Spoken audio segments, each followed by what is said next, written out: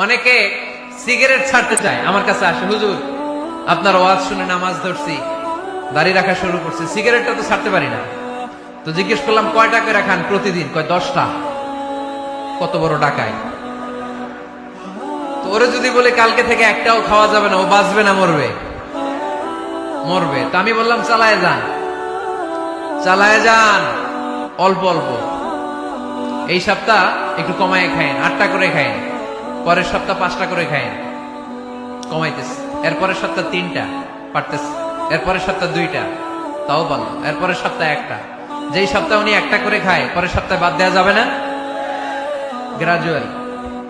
অনেক এলিট সোসাইটির ফ্যামিলি, তাদের বাবারা আমার কাছে আসে, বলে হুজুর ধন সম্পদ সোশ্যাল স্ট্যাটাস আল্লাহ কম দেয় নাই, তো আপনার ওয়াজ শুনে আলহামদুলিল্লাহ আমরা পরিবর্তিত হতে